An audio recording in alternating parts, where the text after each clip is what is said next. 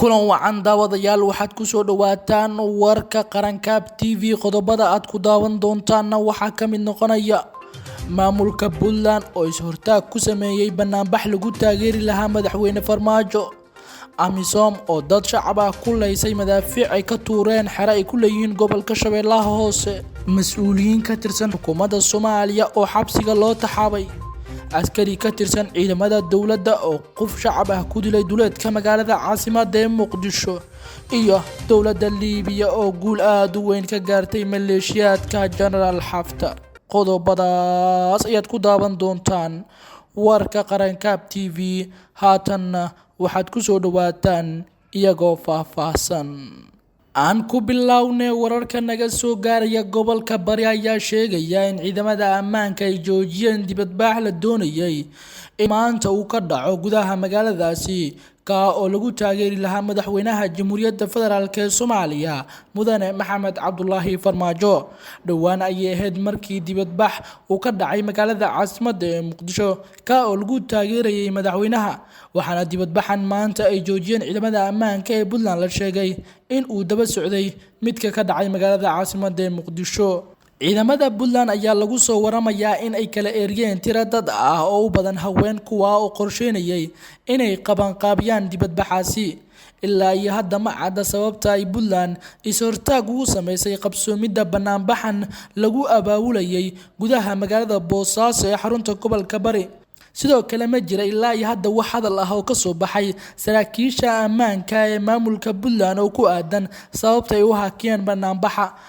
arrinkan ayaa dadka qaar waxay u sababeynayaan khilaafka aadka u xoogan ee ka dhaxeeya dawladda dhexe ee Soomaaliya iyo maamulka Puntland oo qayb ka ah dawladda federaalk ee Soomaaliya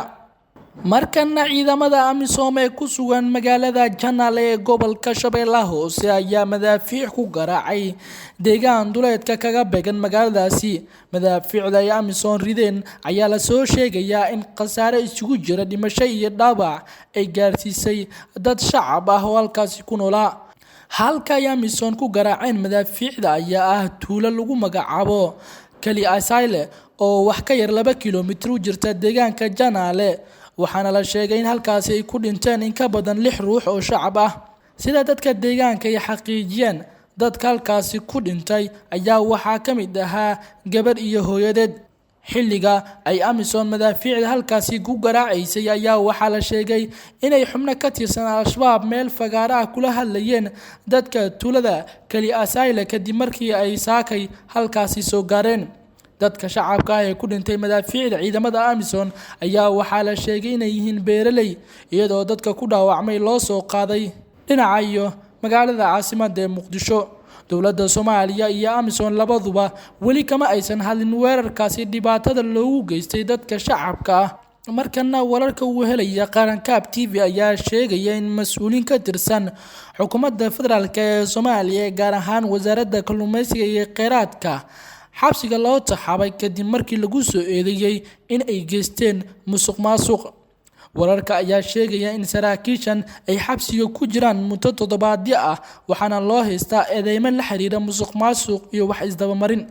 saraakiisha la xiray ayaa ka tirsan xafiiska maaliyadda ee wasaaradda kalluumaysiga iyo kheyraadka badda ee Xukuumadda Federaalk Soomaaliya waxaana la sheegay in haatan ay baaritaano ku socdaan mas'uuliyiin kale oo ka tirsan wasaaradda kalluumaysiga kuwa oo aan weli xabsiga loo taxaabin balse waxaa la soo sheegayaa in mas'uuliyiinta xabsiga loo taxaabay la sheegay in loo hayo cadeymo ku aadan musuqmaasuq ay galeen dawladda Soomaaliya ayaa horay sidan oo kale u xirtay saraakiil ka tirsan wasaaradda dhowr ah kuwaasi oo qaarkood ay weli xiran yihiin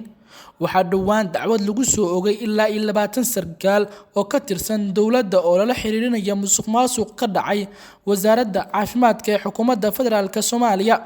madaxda haatan hogaamisa dawladda federaalk Soomaaliya ayaa dhowr jeer goob fagaar ah ka sheegay in si toos ah ay la dagaalami doonaan musuqmaasuqa cid kasta oo lagu cadeeyana ay wajihi doonto ciqaab ku filan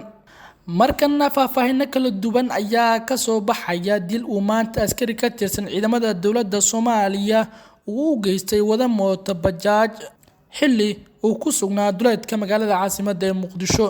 dilkan ayaa si gaar ah uga dhacay deegaanka ceelasha biyaha sida ay noo xaqiijiyeen ila deegaanka ah oo lagu kalsoonaan kara. wararka ayaa sheegaya in askariga dilka geystay oo goobta ka baxsaday uu rasaas ku furay darwalka mootada kadibna dhaawac soo gaaray uu dhintay markii dambe.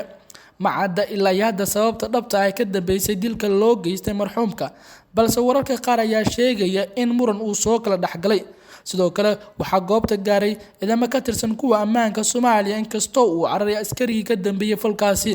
inta badan waxaa mararka qaar dhacday in askar ka tirsan dowladda Soomaaliya ay dilaan muwaadiniin wata shaqooyinkooda gaarka ah. ugu dambeyntiina dowladda dalka Liibiya ayaa guul aad u weyn ka gaartay maleeshiyaadka uu hogaamiyay General Haftar, waxaana ciidamada dowladda oo garab ka helaya dowladda ay ka mid tahay Turkiga ayaa gacanta ku dhigay dhowr magaalo oo ka tirsan gudaha dalkaasi, waxaana magaalooyinka ciidamada dowladdu ay la wareegeen ka mid ah magaalada caasimadda ee dalkaasi iyo magaalada Sirta oo ay aad ugu xooganayeen maleeshiyaadka General Haftar. waxaana sidoo kale la sheegayaa in haatan General Haftar uu quus taagan yahay isla markaana inta badan gacantiisa ay ka baxeen dhulkii uu haystay. dowladda dalka Liibiya ayaa sidoo kale la sheegay in guulo aad u weyn ay gaartay isla markaana ay u dhowdahay in si toos ah ay kaga adkaato maleeshiyaadka uu hogaaminaya General Haftar. General Haftar ayaa wuxuu garab ka helayaa dowladda ay ka mid tahay Sacuudiga, balse waxaa haatan looga awood roonaaday gudaha dalkaasi Liibiya. dowladda dalka Liibiya ayaa sidoo kale la sheegayaa in ay bixinayso dadaalo badan oo ku aadan sidii gabi ahaanba looga saari lahaa dalkaasi Liibiya General Haftar maleeshiyaadku hogaamiya, isla markaana gacanta loogu soo dhigi lahaa shakhsiyaad badan oo ka tirsan maleeshiyaadka uu hogaamiya General Haftar. guud ahaan daawadayaal warkii aad kala socoteen Qarankaab TV waa naga intaa.